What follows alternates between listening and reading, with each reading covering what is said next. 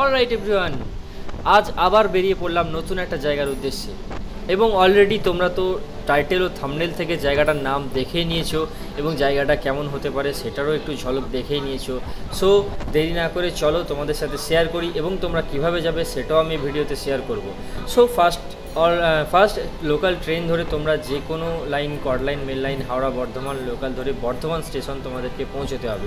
তোমরা যদি কেউ দুর্গাপুরের সাইড থেকে আসো তাহলে তোমাকে বর্ধমান স্টেশন আসতে হবে, কারণ আজ যে জায়গাটায় যাচ্ছি সেটা বর্ধমান স্টেশন থেকে খুব একটা বেশি দূরে নয়। এছাড়াও তোমরা যদি কার অথবা বাইকে যেতে চাও তাহলে তোমাদেরকে প্রথমে বর্ধমানের কাঞ্চননগরে পৌঁছতে হবে, যেটা NH-19 পাশে অবস্থিত। এবং এই কাঞ্চননগর থেকে আর কিছু দূর জার্নি করলেই, অ্যাপ্রক্স 3 to 4 কিলোমিটার জার্নি করলেই তোমরা এই সুন্দর ভিউ পয়েন্টটা পেয়ে যাবে। এবং এটা কোনো কি বলবো, কোনো স্পট না যেখানে তোমাদেরকে ফি দিয়ে ভিজিট করতে হয় বা এই জাতীয় কোনো স্পট না। এটা একদম সাধারণ একটা নিরিবিলি, একদম চুপচাপ শান্ত এলাকা।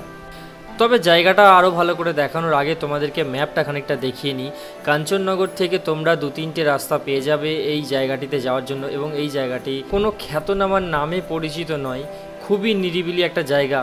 এবং আমরা গাইজ এই যে সামনে রাস্তাটা দেখছো তোমরা, খুবই সরু এবং বাঁ সাইডে গাছপালা। আমরা ওই সামনের দিক থেকে দূর থেকে এটা দিয়ে এসেছি, আমাদেরকে আসতে হয়েছে। এবং গাইজ এই জায়গাটায় পৌঁছে এই সুন্দর যে ভিউটা দেখতে পেলাম, জাস্ট ওয়ার্থ ইট। এটা গাইজ কিছু বলার নেই, জাস্ট কি বলবো, জাস্ট কিছু বলার নেই। তো তোমরাই দেখো, তোমরা কমেন্টে জানাও তোমাদের এই জায়গাটা ভালো লেগেছে কিনা। এবং ওই দেখো সামনে গাইজ একজন জাল দিয়ে খুব সুন্দর করে মাছ ধরছে, এবং এখানে সামনে নৌকা কিছু দেখতে পাচ্ছি। এবং এই নৌকাগুলো যেটুকু দেখতে পাচ্ছি এগুলো দাঁড় চালিত নৌকা নয়, এগুলো ডিজেল ইঞ্জিন দিয়ে চালানো হয় এগুলোকে, যে ডিজেলের জেনারেটারের মতো যে ইঞ্জিন হয় ওই ইঞ্জিনের দ্বারা চালানো হয়। এবং গাইজ সোজা নেমে চলে এলাম যেখানটায় মাছ ধরা হচ্ছিলো, এবং এই জায়গাটায় পাথরের ওপর দিয়ে বাঁ দিক থেকে ডান দিকে কত যে ছোটো ছোটো মাছ লাফিয়ে লাফিয়ে যাচ্ছিলো সেটা হয়তো তোমাদেরকে ক্যামেরায় আমি দেখাতে পারবো না। এরপর গাইজ আরেকটু দূর এগোতেই সামনে পাথরের ওপর থেকে দাঁড়িয়ে জলের এই সুন্দর একটা ছোট্ট ঢেউ দেখতে পেলাম, যেখানটা দিয়েও খুব ছোট ছোট মাছ লাফিয়ে ডান দিকে যাচ্ছিলো, এবং সেটা দেখতে যে কী সুন্দর লাগছিল তোমাদেরকে আমি বলে বোঝাতে পারবো না।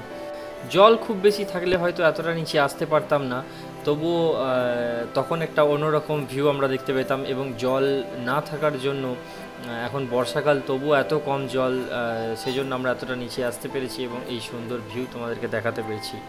তাছাড়া অতিরিক্ত গরম লাগছিল, তাই খুব ভালোভাবে ভিডিও করতে পারিনি, খুব অল্প সময়ের মধ্যে ভিডিও করে শেষ করে দিয়েছি।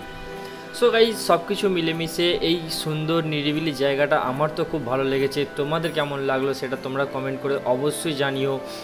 এবং তোমরাও চাইলে কিছু অল্প সময়ের জন্য, একদিনের জন্য তোমরা এই জায়গাটিতে ঘুরে যেতে পারো, আশা করি তোমাদেরও ভালো লাগবে। এবং এই জায়গাটিতে যাওয়ার জন্য নিজেদের জাস্ট যাতায়াতের খরচাটা তোমাদেরকে দিতে হবে। এখানে যাওয়ার জন্য কোনো এখানে ফিজ, বুকিং চার্জ বা কিছু দিতে হবে না।